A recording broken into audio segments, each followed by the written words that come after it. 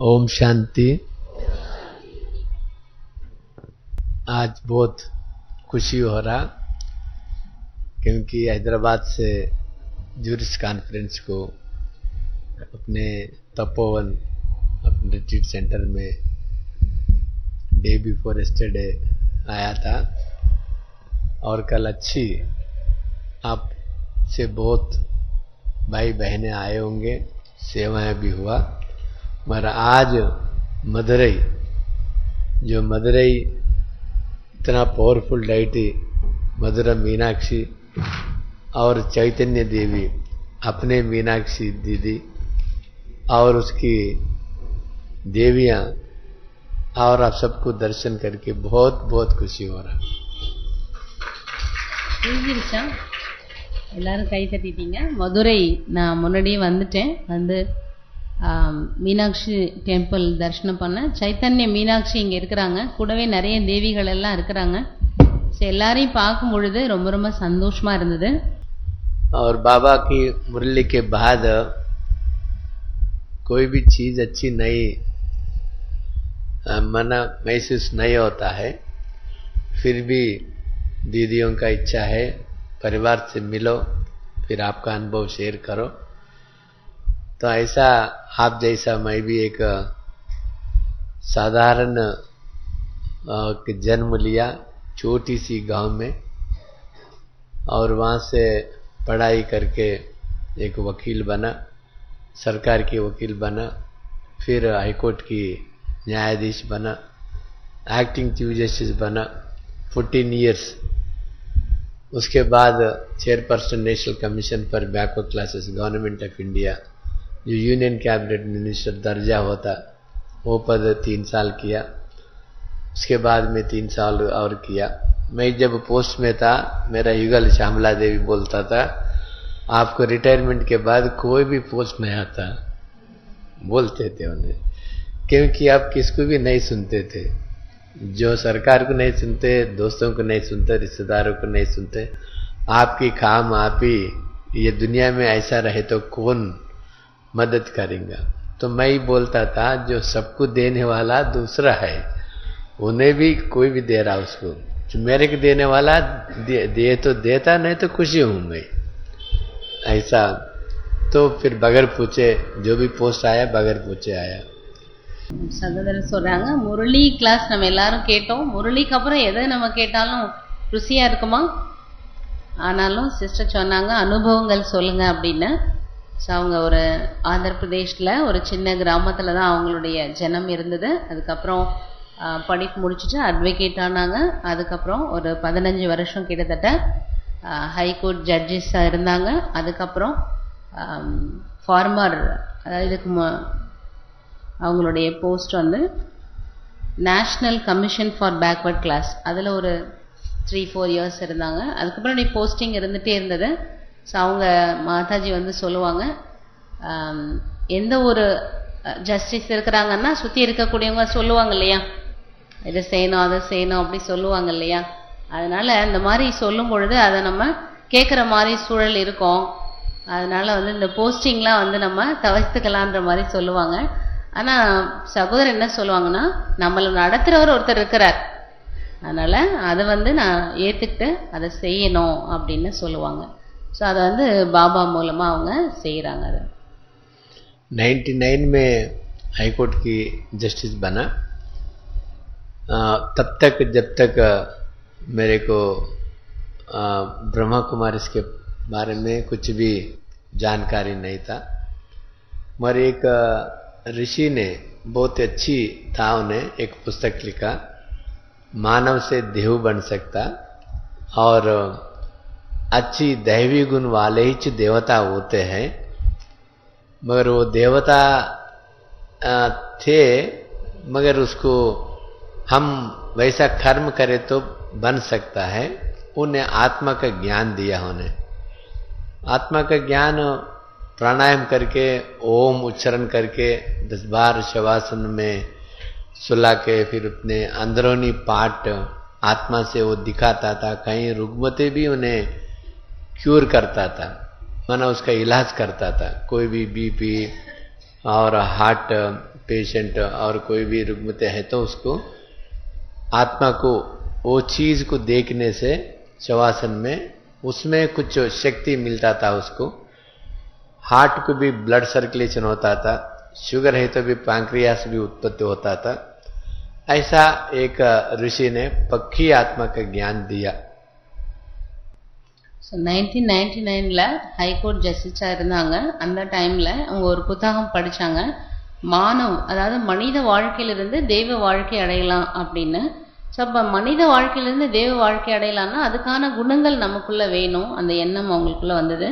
So அதுக்கப்புறம் ஒரு ரிஷியினுடைய அந்த கைட்லைன்ஸ், அவங்களுடைய ஒரு தூண்டுகோல் மூலமாக அந்த ஓம் என்ற உச்சாரணை அது கற்றுக்கிட்டாங்க. அதுக்கப்புறம் அந்த ஆசனாஸ் செய்யும்போது உடலுடைய இது நல்லாகுது, உடலோட ஆரோக்கியம், அது மூலமாக மனதிலையும் அந்த ஒரு ஒருமித்த தன்மை வருது.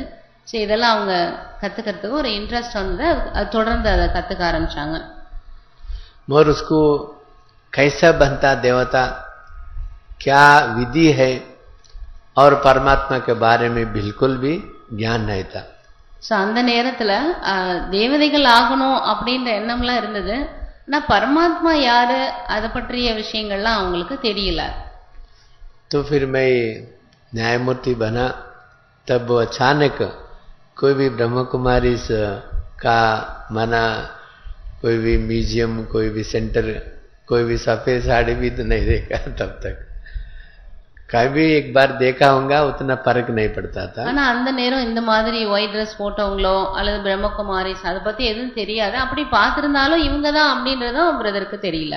क्योंकि व्यस्त रहते थे. हाईकोर्ट का जो वकील था बहुत बिजी रहते थे, प्रैक्टिस कमी, कोर्ट टू कोर्ट भागना, इतना अच्छी वहाँ प्रैक्टिस था. ஏன்னா அப்போ பிராக்டிஸ் ரொம்ப அதிகமா அவங்க செய்ய வேண்டியிருந்தது. ஹைகோர்ட்ல இருந்ததுனால கோர்ட் அப்படி போயிட்டே இருக்க வேண்டியிருந்தது. அதனால இதை பற்றிய ஒரு தேடுதல் அந்த நேரம் பண்ண முடியல. ऐसा एक रूटीन 22 साल जो वकील का, गवर्नमेंट सरकार के वकील का था, उस वास्ते उधर इधर जाने का, मगर वो भी एक रेगुलेटेड लाइफ. அது ஒரு ரெகுலர் லைஃபா இருந்தது, இங்க எங்க போயிட்டே இருக்கணும், ஏன்னா அது கவர்மெண்ட் டியூட்டி அந்த மாதிரி இருந்தது. அதனால இதை பற்றி சிந்தனைகள்லாம் பண்ணவும் முடியல. पर बचपन से जो पढ़ाई करते थे, जो भी काम करते थे, वही काम पे रहते थे. दूसरा इधर इधर कोई भी एक சின்ன குழந்தையிலேருந்து உங்களுக்கு என்ன பழக்கம்னா, எந்த இது செய்யறாங்களோ அதுல தான் முழு கவனம் செலுத்துவாங்க. மற்றதுலேருந்து அதுல டைவர்ட் ஆகி வேற எதை தேடுறது அந்த மாதிரி இதெல்லாம் பழக்கமே இல்லை. அதனால தன்னோட டியூட்டியில ரெகுலரா அவங்க சர்வீஸ் பண்ணிட்டு இருந்தாங்க. जो 28 मई 99 में माउंट आबू गया, वहाँ ज्ञान सरोवर में थे 3-4 रोज, और वहाँ भाई को हमारे को निमित्त किया. कृष्णा भाई रतन मोहिनी दादी खने रहता, वो तेलुगु स्पीकिंग भाई है. तो फिर उन्हें समझाया, फिर आप कौन है, आपको पता है, मालूम है? हाँ मैं आत्मा हूँ, मेरे को ज्ञान है थोड़ा. फिर परमात्मा को जानते हैं, नहीं जानता है. तो जैसा आप आत्मा है वो परमात्मा है, आप ज्योति है वो परम ज्योति है. एक दो शब्द में मेरे को लगा, मैं इतने साल से ढूंढ रहा था गॉड कौन हो सकता, क्योंकि ये राम नहीं है, कोई भी देवता है नहीं है, देखा है नहीं है, पता नहीं है, कहानियां तो लिखा है. मैं कोई भी गुरु गोसाई को देखे तो उतना श्रेष्ठ जीवन नहीं रहता है. वो लोगों को भी चरित्र, किसका भी, अगर राम का चरित्र इतना अगर सर्वश्रेष्ठ देवता है तो ऐसा चरित्र रहता है क्या? भक्ति कभी नहीं किया मैंने, इन्हें तो बहुत भक्ति में डूबे हुए रहते. और मैं तो मेरे को ऐसा डाउट्स रहता था. तब वहाँ एक सेकंड में बाबा ही खुद मेरे को टचिंग करवाया होगा. मैं हाँ यही भगवान हो सकता, यही गॉड हो सकता. जैसा आत्मा सच है, आत्मा अजर अमर अविनाशी है, एक ज्योति है, वो परमात्मा भी परम ज्योति, परमात्मा सच है. एक मिनट, परमात्मा दिस इज ओनली गॉड बोल के मुझे में एक टच हुआ, मेरे को माना एक अनुभव महसूस हुआ. 1999ல மே 28ஆம் தேதி கியான் சரோவர் சகோதரர் போயிருந்தாங்க. 3-4 தினங்கள் அங்கே தங்கியிருந்தாங்க. அப்போ ரத்தன்மணி தாதியை சந்திக்கிறதுக்கான ஒரு வாய்ப்பு கிடைச்சது. அங்க கிருஷ்ணான்னு ஒரு சகோதரர் இருந்தாரு, அவர் மூலமா தான் அவங்க போயிருக்கிறாங்க, நிகழ்ச்சிக்காக போயிருக்கிறாங்க. ஸோ அப்போ இவங்களுக்கு அந்த ஆத்ம ஞானம் பத்தி கேட்டிருக்கிறாங்க.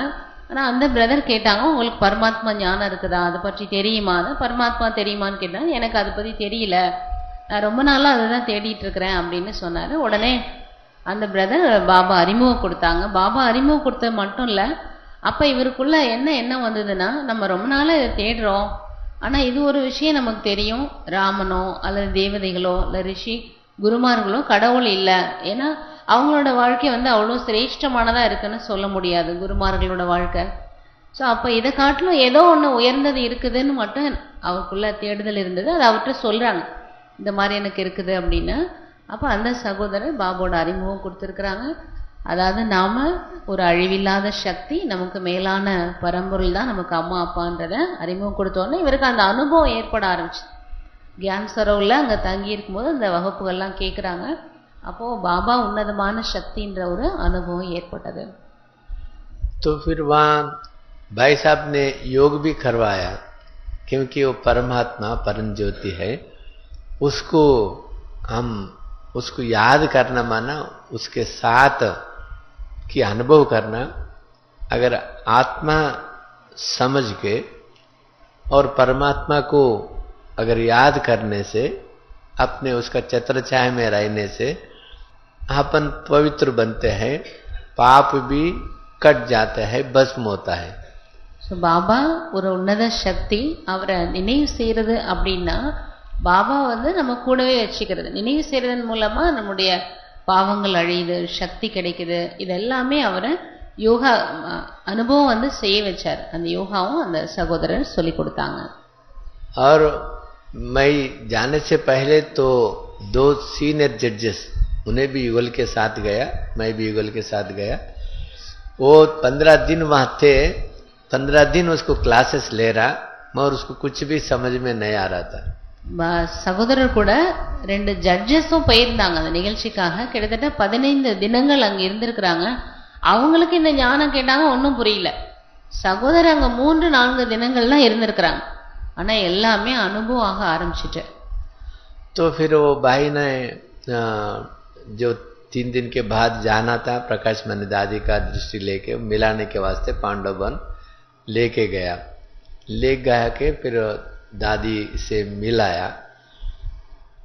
6 लोग हैं ना, अपने 3 जजेस 3 युगल, 6 जजेस को एक नजर देखा, और बाद के बाद सबको देखे बाद नजर मेरे ऊपर गिरा दादी का. मैं शर्मा रहा था, इतना सीनियर जज जैसा है, वो लोगों को छोड़ के मेरे ऊपर देख रहा दादी का बोल के. फिर माना दादी का इतना शक्ति रहता, जो परखने की शक्ति रहता, कौन आत्मा क्या बनने वाला है, क्या होने वाला है, क्या स्थिति है, देख के भूत भविष्य वर्तमान भी वो लोग को महसूस होता है. 3 தினங்களுக்கு அப்புறம் பிரகாஷ் மணி தாதியை சந்திக்கிறதுக்காக பாண்டவ பவன் அந்த பிரதர் கூட்டிட்டு போனாங்க. அப்போ கிட்டத்தட்ட ஒரு 6-7 ஜட்ஜஸ் இருந்தாங்க, சகோதரரும் அதுல இருந்தாங்க. ஸோ அவங்க தாதியை சந்திக்கும் பொழுது தாதி எல்லாருக்கும் திருஷ்டி கொடுத்துட்டே வந்திருக்கிறாங்க. திருஷ்டி கொடுத்துட்டு அவங்களெல்லாம் அப்படியே பார்த்துட்டு பிரதருக்கு ரொம்ப நேரம் திருஷ்டி கொடுத்துருக்குறாங்க. கொடுத்தோடனே இவருக்கு என்ன தோணுது, இவ்வளோ பெரிய ஜட்ஜஸ்லாம் இருக்கிறாங்க, அவங்களெல்லாம் விட்டுட்டு தாதி நமக்கு ஒரு எனர்ஜியை கொடுத்துட்டு இருக்கிறாங்களே அப்படின்ற தாட் வந்தது. அந்த எனர்ஜியை ரிசீவ் பண்ணிட்டு அப்புறம் தான் சகோதரருக்கு தோணுச்சு, தாதிக்கு அந்த கண்டறியக்கூடிய சக்தி இருக்குது. இவ்வளோ ஆத்மாக்கள் இருந்தாலும் கூட எந்த ஆத்மா மூலமா யார் பாபோட வாரிசா இருப்பாங்க, யாருக்கு அந்த சக்தி இருக்குன்றத அந்த கண்டறியக்கூடிய பவர் தாதிட்ட இருந்ததை நான் உணர்ந்தேன். फिर पांडव भवन वहाँ दर्शन करवाने के वास्ते हम सब गया. वो भाई ने वो म्यूजियम बताते हुए भाई ने पूछा, ये देवी देवताएं हैं, ऐसा देवी देवता हैं जो शुद्ध भोजन खाते हैं, सात्विक भोजन खाते हैं. फिर आप वो देवी देवता बनना है तो ऐसा शुद्ध भोजन खाना. அதுக்கப்புறம் மியூசியம் சுற்றி பார்க்க போயிருக்கிறாங்க. அங்கே எல்லா படங்களும் இருக்குது இல்லையா, அதில் தேவி தேவதையெல்லாம் காமிச்சிட்டு அந்த பிரதர் சொல்லியிருக்கிறாங்க, இந்த மாதிரி தான் நம்ம தேவி தேவதை ஆக போகிறோம். தேவி தேவதை ஆகணும் அப்படின்னா சுத்த போஜனம் சாப்பிடணும் அப்படின்னு நம்ம பிரதர் சொல்லியிருக்கிறாங்க. ஸோ அப்போ நீங்கள் தேவதை ஆக விரும்புறீங்க தானே அப்படின்னு கேட்டாராம். फिर हम तो अज्ञान में थे, सब तीनों जजेस पूरा फैमिली इन्हें भक्ति में था. तो मैं सैटरडे मंडे शिवरात्रि के दिन भी मांस खाता था. சகோதரி அவங்க மாதாஜி வந்து ரொம்ப பக்தி பண்ணுவாங்க. ஆனா வந்து இவங்களுக்கு அந்த நான்வெஜ் சாப்பிடுற பழக்கம், அதாவது मांस சாப்பிடக்கூடிய இது उन्हें मनाता था. एटलीस्ट सैटरडे मंडे तो भी आप छोड़ दे बोले तो छोड़ता था. நாட்களுமே சாப்பிடுவாங்க. அட்லீஸ்ட் சாட்டர்டே மண்டே சனிக்கிழமை திங்கக்கிழமை மட்டுமாவது, ஏன்னா அவங்க விரதம் இருப்பாங்க, அதனால அன்னைக்கு மட்டுமாவது சாப்பிடாம இருங்கன்னு மாதாஜி சொல்லுவாங்க. ஏன்னா அவங்க பக்தி பண்ணுவாங்க. சகோதரர் வந்து அவ்வளவு பக்தி பண்றது இல்லை, அதனால அந்த சாப்பிடக்கூடிய பழக்கம் இருந்தது. இப்போ அந்த மியூசியம்ல எல்லாம் எக்ஸ்பிளைன் பண்ணிட்டு வரும்போது திடீர்னு அதை அந்த பிரதர்ஸ் வரார், நீங்க வந்து சுத்தமான போஜனம் சாப்பிடணும்னு இவர் யோசிக்கிறாரு. டெய்லி நம்ம அதானே சாப்பிடுவோம் அப்படின்னு யோசிக்கிறாங்க. फिर वो भाई बोला आप देवी देवताएं बन सकता है. एक क्षण एक सेकंड में मेरे को टच हुआ. हाँ, हम तो हाईकोर्ट की न्यायाधीश बने, माना बहुत बड़ा पोस्ट है दुनिया के हिसाब से, किसी के ऊपर भी अधिकार रहता, चीफ मिनिस्टर के भी, हर किसके ऊपर भी, इसके ऊपर कोई भी अधिकार किसके भी नहीं रहता, हाईकोर्ट की जज. तो हमारा तो इतना बड़ा पोस्ट में आया, तो देवता भी बन सकता, तो इतना चांस है ये. तो एकदम मेरे को आया, दिल में आया, तो देवता बनने का चांस है तो क्यों नहीं बनना, अपन भी बनेंगे. ये ब्रह्मा कुमारी से कुमारी बनना है क्या, अपन भी बनेंगे. दिल में आया, मैं संकल्प आया, चुप बैठा मैंने. तो அந்த நேரம் உள்ளத்துல இந்த எண்ணம் வந்தது. ஸோ அவங்க சீஃப் ஜஸ்டிஸா இருக்கிற அந்த ஒரு போஸ்ட் அவங்களுக்கு இருக்கு இல்லையா, அப்ப யார் மேல வேணாலும் இவங்க என்ன பண்ணலாம், ஒரு ஆக்ஷன் எடுக்க முடியும், எல்லாமே பண்ண முடியும், அதுக்கான அதிகாரம் நமக்கு இருக்குது. அப்படி பார்க்கும்பொழுது நம்ம தேவதை ஆக முடியும்ல, எல்லா அதிகாரமும் இருக்குது, வேற என்ன நம்ம என்ன அடைய வேண்டியிருக்கு, இது ஒண்ணுதான். பிரம்மகுமாரிஸ் மட்டும் தேவதை ஆக நினைக்கிறாங்க, அப்ப நம்மளும் ஆனா என்ன அப்படின்னு மனசுல வந்தது அந்த நேரம். மற்ற ஜட்ஜஸே இருக்கிறாங்க, ஆனா அவங்க அத ஒரு இன்ட்ரெஸ்ட் வரல. நல்லா கை தட்டலாங்க. அந்த நேரம் அந்த முடிவு எடுக்கிறாங்க, நம்ம வந்து இப்படி ஆகணும் அப்படின்னு. फिर वहां से तीनों वहां चंडीगढ़ जा रहा था, रास्ते में हमारे भाइयों के साथ बोला, भाई साहब इतनी चांस है ना, गोल्डन चांस, अगर अपन वेजिटेरियन बनेंगे आज से. फिर वो दोनों भाई हम बोला, अरे होता नहीं होता, हैदराबाद जाके 7 दिन कोर्स फिर लेके परीक्षा करे बाद संभव है असंभव है देखेंगे, अभी जल्दीबाजी में अब कोई भी निर्णय लो न. तो फिर मैंने बोला आपका मर्जी है, तो मैं तो आज से वेजिटेरियन बनता हूँ, संकल्प लिया. और क्योंकि इतने शक्ति कौन दिया, बाबा ने दिया ना, तो इतनी मना करे तो भी मैं नहीं मानता था. एक सेकंड में संकल्प आया, माना जो जीव के ऊपर जो टेस्ट ये बड्स रहता, वो भी बाबा चेंज करता.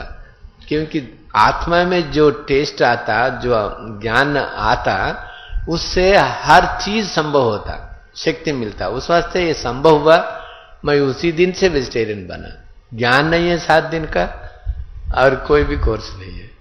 ஸோ அந்த நேரம் அவங்க அந்த ஃபங்க்ஷன் முடிச்சுட்டு சண்டிகர் கிளம்பி இருக்கிறாங்க. அந்த கூட 2 ஜட்ஜஸ் இருந்தாங்களா, அவங்கள்ட்ட சகோதரர் பேசியிருக்காங்க, இது நல்ல சான்ஸ் பாருங்க, கோல்டன் சான்ஸ் கிடைச்சிருக்கு, நம்ம கூட தேவதை ஆகலாம், அதனால இதெல்லாம் நம்ம விட்டுட்டு சுத்த போஜனம் என்னமோ சாப்பிடுவோம் அப்படின்னு அவங்கள்ட்ட சொன்னாங்களாம்.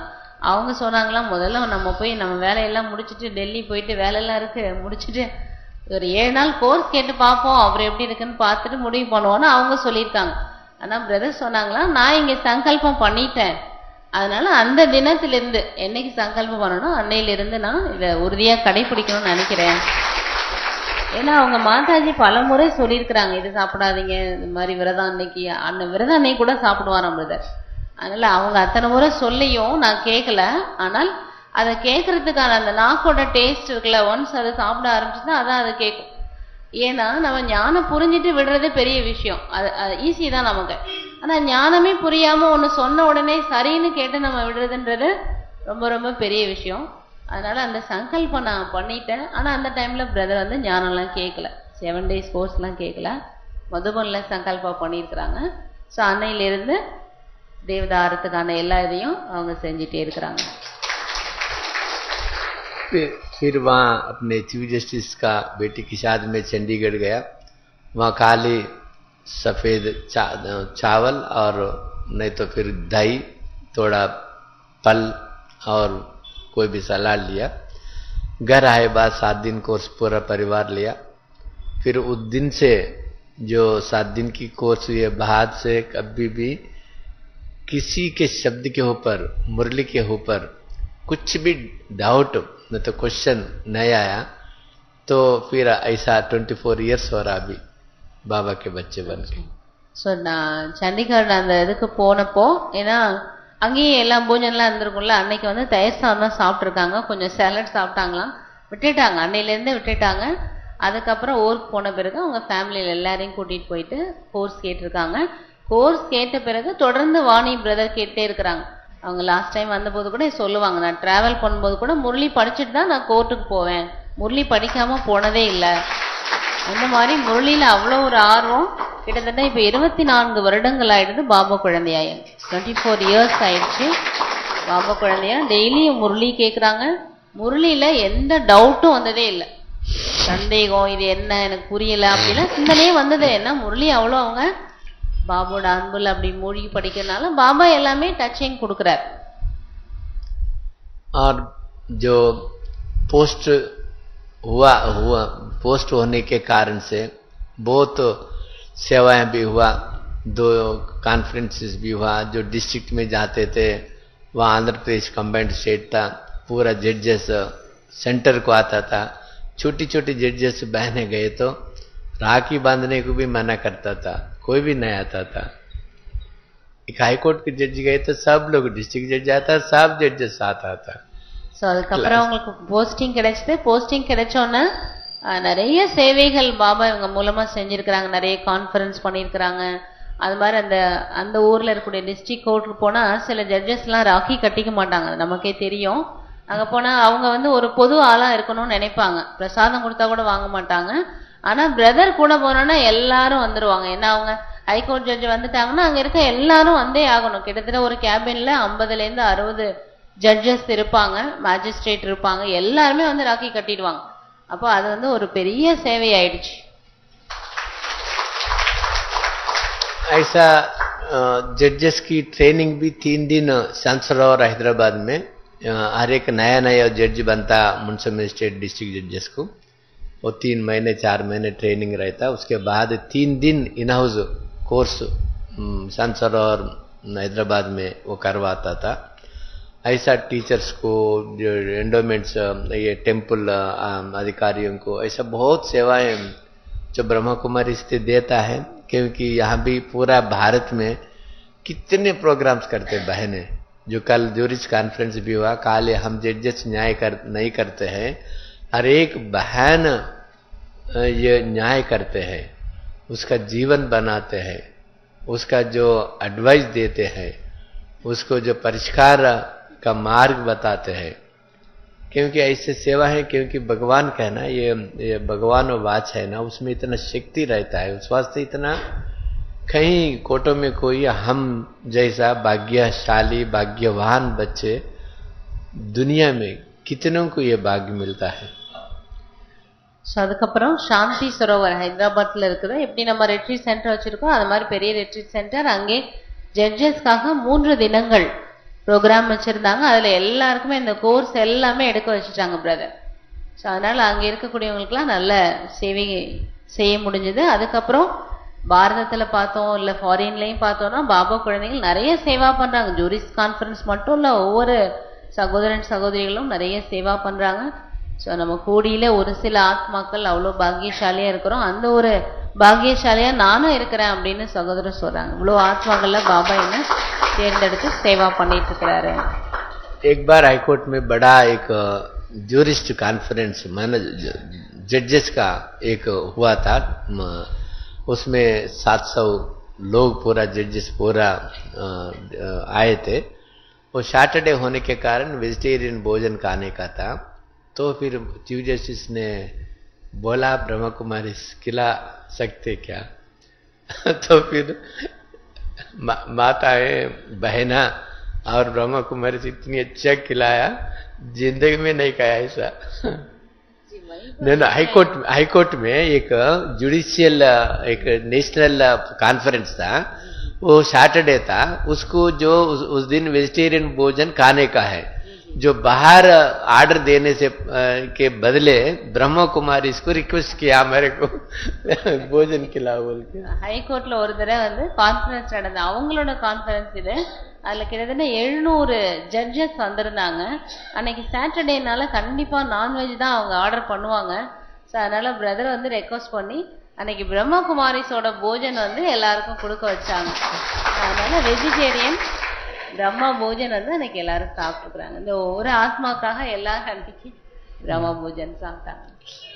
तो मैंने देखा अभी जो भी ज्ञान मिलता है पुस्तक में, नहीं तो वेद में, शास्त्र में, स्मृति में, रामायण में, भारत में, शिव पुराण में, वो तो पूरी कहानी है, भगवानुवाच नहीं है।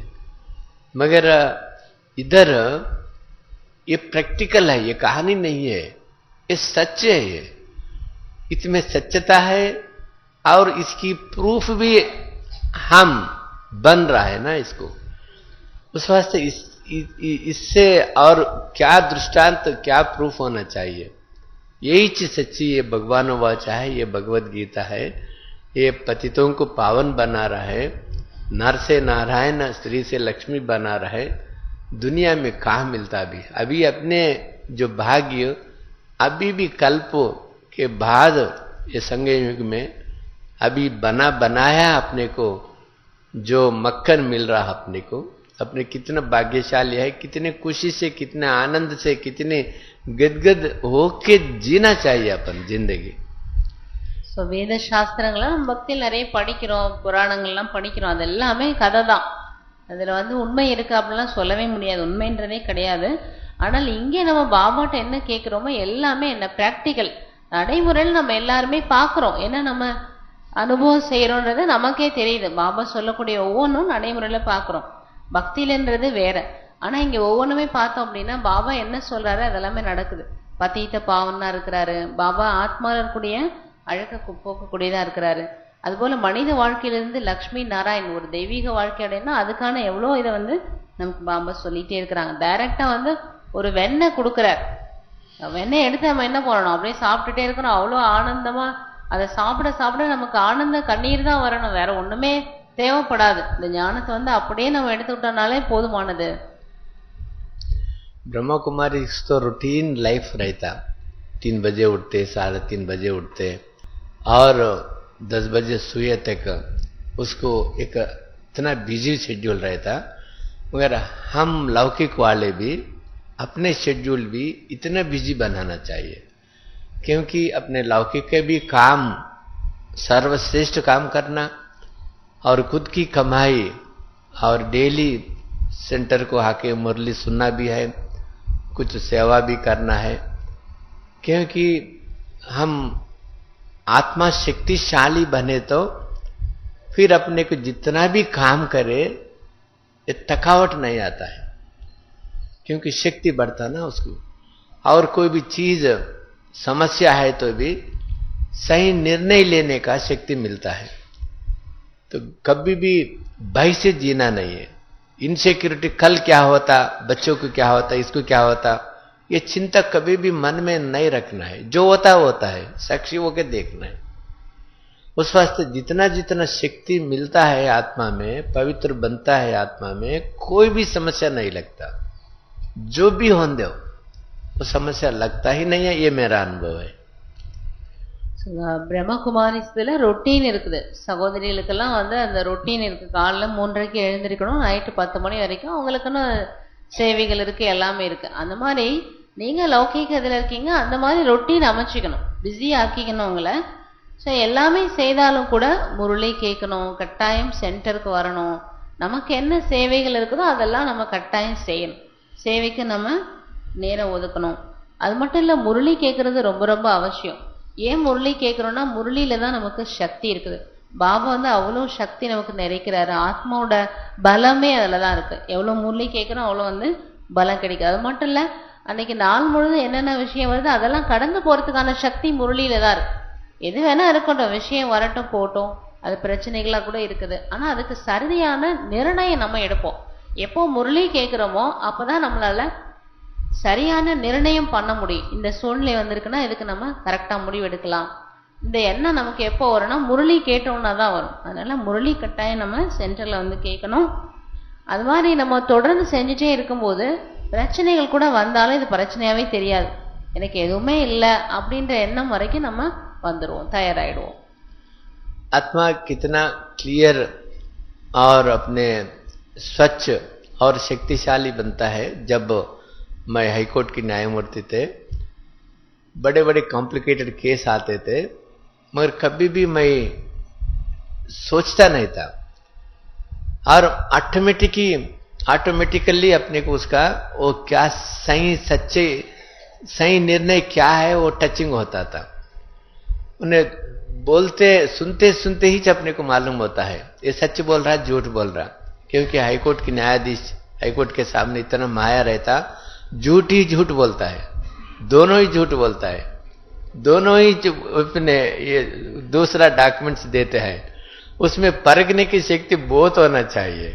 उस वास्ते गलतियां भी करते, मगर बाबा के बच्चे परखने की शक्ति इतने तीक्ष्ण होता है, अपने को कोई भी मुश्किल होता है। सोचना माना सरदर्दी, मेरे हिसाब से सोचना माना सरदर्दी, माना जो इसमें उस वास्ते ये तो पावर हल्लो हल्लो आता है तो मैं रूटीन में जो 4 बजे उठते हैं, योग करते हैं और अपने 5:30 to 6 ये अपने ये एक्सरसाइज भी आता ना, डॉक्टर गिरीश पटेल भी इधर है, डॉक्टर गिरीश पटेल, डॉक्टर सुजाता और दूसरा का भी डेली व्यायाम भी करते हैं, थोड़ा ब्रीथिंग एक्सरसाइज करते हैं। सेंटर को हर दिन जाते हैं, एक दिन भी मिस नहीं होता है।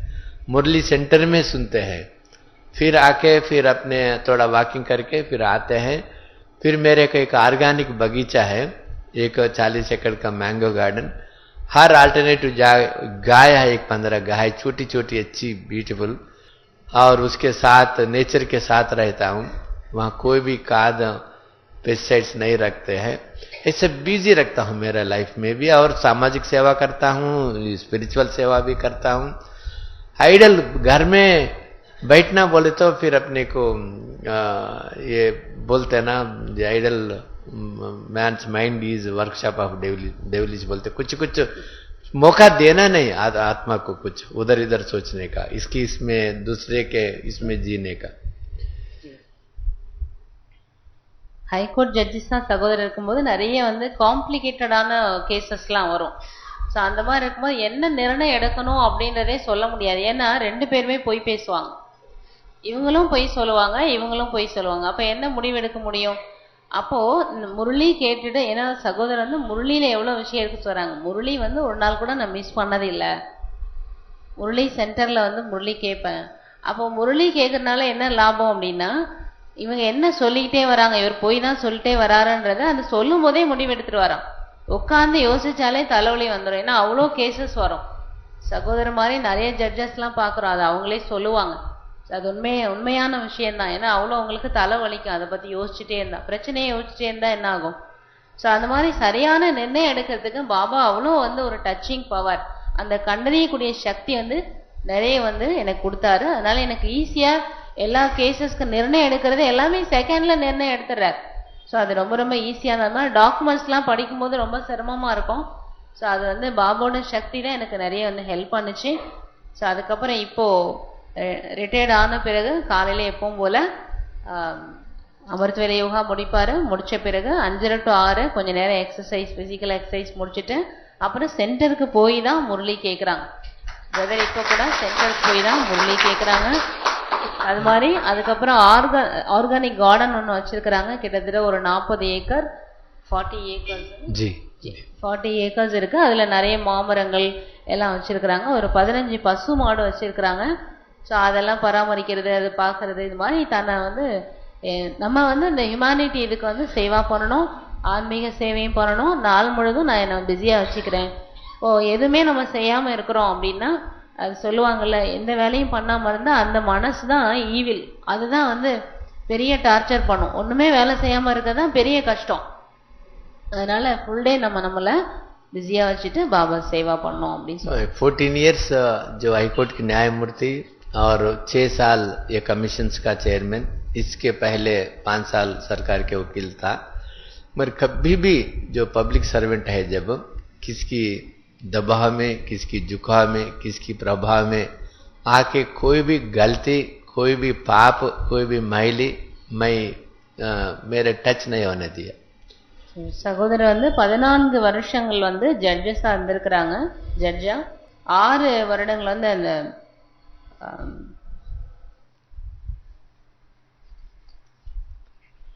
National commission for backward class அந்த இதில் வந்து சேர்மனா ஒரு 6 இயர்ஸ் இருந்திருக்கிறாங்க. அதுக்கு முன்னாடி அட்வொகேட் எல்லா பொசிஷன்ல இருந்தபோது கூட எல்லா துறையில இருக்கக்கூடிய இவங்களுக்கும் சேவா பண்ணியிருக்கிறாங்க, நியாயம் கொடுத்துருக்குறாங்க, நீதி கொடுத்துருக்காங்க. அவங்க சொல்றாங்க, என்னோட அனுபவத்துல என்னோட உணர்வு தெரிஞ்சு நான் யாருக்கும் தவறான முடிவுகளோ தவறான இதையும் நான் செய்யல, இது வரைக்கும் எது நியாயமோ அதை நான் செஞ்சிருக்கிறேன் அப்படின்னு சொல்றேன். एक माना हाईकोर्ट में कितना बड़े बड़े केसेस रहता, एक केस में 125 करोड़ ऑफर आया, ऐसा बहुत ऑफर आता, बहुत पाप करने का अपने लेने का। கேஸ்ல வந்து ஹைகோர்ட் கேஸ்லாம் ரொம்ப காம்ப்ளிகேட்டடா இருக்கும். ஒரு கேஸ்க்காக 125 crores 125 crores ஆஃபர் 125 கோடி ஒரு கேஸ்க்காக ரூபா கொடுக்குறாங்க பிரதருக்கு. பிரதர் வேண்டான்னு சொல்லிட்டார். அந்த கேஸை வந்து மாற்றி எழுத சொல்லி அப்படி ப்ரெஷர்லாம் வரும். அது அவ்வளோ ஈஸியெல்லாம் கிடையாது. 125 கோடி கொடுக்குறேன்னு சொல்லியிருக்கிறாங்க. சகோதரர் வந்து அந்த பாவம் நான் செய்ய மாட்டேன் அப்படின்னு சொல்லிட்டார். मगर पोस्ट पोजिशन है जब भी कोई भी रुबाब से नहीं रहता था। जब बाबा के वहाँ हाईकोर्ट की चेयर पे बैठता था, मैं एक ट्रस्टी, मैं एक बाबा के बच्चे, सुप्रीम जज तो वो है, तो मैं मास्टर जज हूँ। तो फिर बाबा को छत्र छाया के अंदर रह के हमेशा बाबा की याद में, बाबा की स्मृति में सुनता था, निर्णय करता था। और पोस्ट हुए बाद भी मेरे कभी भी अभी पोस्ट नहीं है, मेरे को ऐसा मन में कुछ भी नहीं रहता, क्योंकि पोस्ट के उतर के बाद लोगों को डिप्रेशन में जाता, हेल्थ खराब होता, ऐसा नहीं है। क्योंकि अपने के निष्काम सेवा करना, बाबा के बच्चे जो भी है, जो अपने हक है वो आता है, जन्म जन्म कहीं जन्म आता है। भले अपने 9 लाख में तो पक्की आते, इतने पक्का वाले, फिर देव देव सच्चों में तो पक्का हाथ है, जो भी है, मगर अपने हाथ में है। मगर जितना अपने को एंटाइटलमेंट है, भाग्य है, वो ऑटोमेटिक आता है, वो बैंक बैलेंस में रहता है। कोई भी उस वास्ते उसके वास्ते सोचने का, और उसके वास्ते भी सोचना नहीं, अभी के वास्ते भी कुछ समस्या है तो भी सोचना नहीं। சகோதரர் வந்து ஜட்ஜா அமரும் பொழுது, சுப்ரீம் கோர்ட்ல ஜட்ஜா அமரும் பொழுது பாபா நினைவுல, பாபா எனக்கு குடைநிழலா இருக்கிறாரு, பாபா வந்து எல்லாத்துக்கும் மேலான ஜட்ஜி, நான் ஜஸ்ட் ஒரு இன்ஸ்ட்ருமெண்டா இங்க உட்கார்ந்துருக்கிறேன், இதை கேட்டு இதை சொல்ல போறேன், அவ்வளவுதான். நான் இந்த பொசிஷன்ல இருக்கிறேன் அந்த மாதிரிலாம் எண்ணமே வந்ததில்லை. எனக்கு இந்த போஸ்ட் கிடைச்சிருக்கு, நான் இதெல்லாம் பாக்குறேன், அந்த மாதிரிலாம் நினைக்கல. பாபா தான் எல்லாத்துக்கும் மேலான ஜட்ஜா இருக்காரு, நான் நிமித்தமா இந்த இடத்துல இருந்து சொல்றேன்னா, அப்படி அந்த நினைவுல இருந்து அந்த கேஸை கேட்டு அதுக்கு என்ன நிர்ணயம் பண்ணணுமோ அந்த நேரமே அதுக்கானதான் நான் செய்யறேன். அப்படிதான் நான் இவ்வளவு நாள் இருந்தேன். அப்புறம் இப்போ போஸ்டிங் இல்லை, ஆனாலும் கூட அந்த போஸ்ட் பாபா கொடுத்துருக்குறாங்க இல்லையா, அதுக்கானது இன்னைக்கு அவங்களுக்கு நல்ல ஒரு மதிப்பு இருக்கு. எந்த இடத்துக்கு போனேன்னா ஜட்ஜஸா இருக்கக்கூடியவங்களுக்கு எப்பவுமே அந்த போஸ்ட்ன்றது உண்டுன்னு தான் சொல்லணும். ஃபார்மர்னு சொல்லுவாங்களே தவிர எந்த இடத்துக்கு போனாலும் அந்த இருந்தபோது என்ன மரியாதை இருந்தால் அது எப்பொழுதுமே இருக்கும். இங்கே கூட சகோதரர் வரும்போது எல்லாமே எஸ்கார்ட்லாம் வராங்க, எல்லாமே ரெகுலரா நடந்துட்டு தான் இருக்குது. ஆனா சகோதரன் அந்த அபிமானமே இல்லை அவங்களுக்குள்ள, அதை நம்மளே பாக்குறோம். இப்போ அவங்க என்ன சொல்றாங்கன்னா, சில பேருக்கு அந்த மாதிரி ஜட்ஜ் போஸ்ட்ல இருந்து இறங்கணும்னா எல்லாம் குறையும் இல்லையா, அதனால நிறைய பேருக்கு டிப்ரெஷன் வரும், அந்த மாதிரிலாம் வரும். ஸோ அந்த மாதிரிலாம் எந்த ஒரு இதுவும் இல்லை. என்ன காரணம்னா பாபா என்னை வந்து சேவா பண்ண வச்சிட்டு இருக்கிறாரு, பாபா சேவையில இருக்கிறேன், தொடர்ந்து நான் அதை செஞ்சுட்டே இருக்கிறேன். பாபா சொல்றாரு இல்லையா, 9 லட்சம் பேர்ல நம்ம வருவோம்னா அந்த இது நம்மகிட்ட இருக்கு இல்லையா, அது போதும் இல்ல, அந்த போஸ்டிங் நமக்கு எப்பவுமே இருக்குது. அது கல்ப நமக்கு கிடைக்குது. எவ்வளவு குழந்தைகள் நம்ம முயற்சி பண்றோம், எனக்கும் அதுக்கானது இருக்குது. அதனால நான் அந்த முயற்சியில இருக்கிறேன் அப்படின்னு சொல்றாங்க. जो नेचुरल रहना ना अपने को, जो अपने योग माना याद, क्या याद, मैं आत्मा हूँ, मेरा पिता परमात्मा है, वो शिक्षक भी है, सतगुरु भी है। मगर जो भी काम करते हैं, जो वॉकिंग करते, भोजन करते, जो भी निर्णय करते, इतना ही डेली अमृत वेला उठ के घंटों भर बैठने से, उधर इधर मन जाने से कुछ मिलता, कुछ भी नहीं मिलता। मगर प्रैक्टिकल में, जीवन में जो काम करते हैं, घड़ी घड़ी हमेशा भूल जाते हैं, मगर फिर भी याद करते हुए काम करो। जितनी सही निर्णय करते हैं और थकावट नहीं आता है, अनुभव आता है। यही मेरा अनुभव है, आप भी ऐसी करते होंगे। और मेरे को इतना अच्छा चांस दिया, और दीदियों को, आप सब लोगों को बहुत बहुत धन्यवाद और बधाई। ओम शांति। ஆத்ம உணர்வுல இருந்து நம்ம சேவா பண்ணணும். நமக்கு பாபா பயிற்சி கொடுக்குறாங்க இல்லையா, எந்த ஒரு காரியம் செஞ்சாலும் நான் ஆத்மா இதை செய்யறேன், பாபாவோட நினைவுல இருக்கிறேன், அதுதான் நமக்கு ரொம்ப முக்கியம். அந்த நினைவுல இருந்து செய்யும் பொழுது நமக்கு எல்லாமே பிராப்தமாது. ஸோ அந்த ஒரு பயிற்சி நீங்க எல்லாம் செய்வீங்க. நான் என்னோட அனுபவத்துல சொல்றேன்றாங்க சகோதரர். எப்பொழுதுமே நான் அந்த பிராக்டிஸ் பண்ணுவேன். சில நேரம் அந்த எண்ணங்கள் இல்லாம கூட போயிடும். ஆனா மறுபடியும் நம்ம அந்த இதை கொண்டு வரணும். நம்ம ஆத்மா பாபோட குழந்தையா இருக்கிறேன், இதை நான் செய்யறேன்ற இந்த எண்ணத்துல இருந்து, நிமித்தம்ன்ற எண்ணத்துல இருந்து நம்ம செய்யணும். ஸோ நல்ல ஒரு சான்ஸ் நமக்கு கிடைச்சிருக்கு. நேற்று கூட கான்ஃபரன்ஸ் ரொம்ப நல்லா இருந்தது. அதுக்கான வாய்ப்புகளை சகோதரிகள்லாம் ஏற்படுத்தி கொடுத்தாங்க. ரொம்ப ரொம்ப நன்றி. ஓம் சாந்தி.